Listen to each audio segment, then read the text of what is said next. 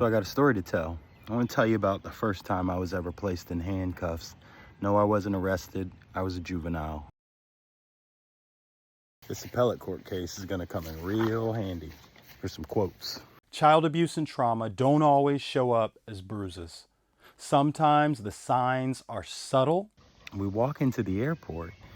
We're in the baggage terminal, like baggage claim area, and there's all these folks walking around. There's construction workers, there's men in business suits, but it's all men. I didn't see any women. I remember I didn't notice any women, but they were all just kind of mulling around, right?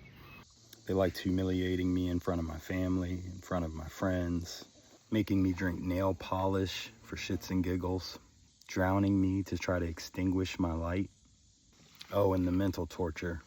Man, that was rough. You know, they are on him. They immediately put me in handcuffs, him in handcuffs, and they're like, what's in the bags? What's in the bags? Open the bag. He's like, I'm not opening the bag. I don't know what's in the bag, blah, blah, blah. Take those cuffs off my son. And in that moment, I remember feeling just a tinge of love. Just a tinge, a small piece. It's the first time this dude has ever called me his son. He usually called me stupid. That was what I thought my name was for a long time, because it was always stupid. She would say that what I'm doing right now is being very angry and very bad. I'm being too aggressive. I'm being angry. And then if she had the chance, she'd probably smack me. Because as a kid, she always smacked me, just for no reason sometimes. She told me one time it was my face. My face would make her slap me. And the threats start coming. I mean, they're flowing in. And the alarm system's going off. Phone keeps ringing. My mother's freaking out. I can tell something's wrong. 13 years old, I'm ready to strap up and protect the family, right?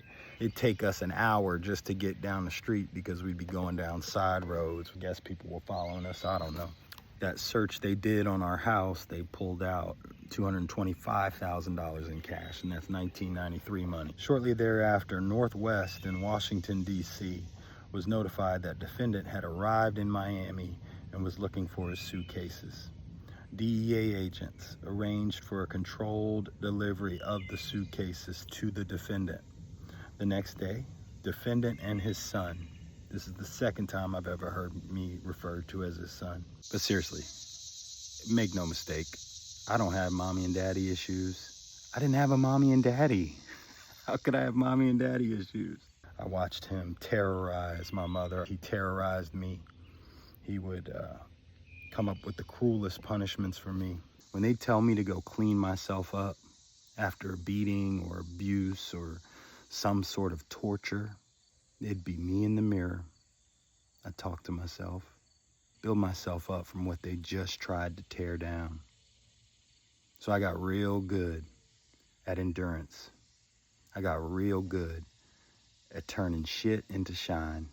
My mother, if I had a bad dream, she would beat me. If my stepfather got mad, she would beat me if he didn't. Tried to run from her.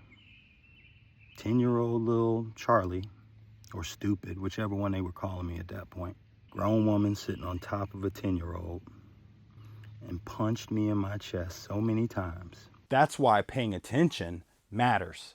Because one caring adult noticing can change a child's life forever.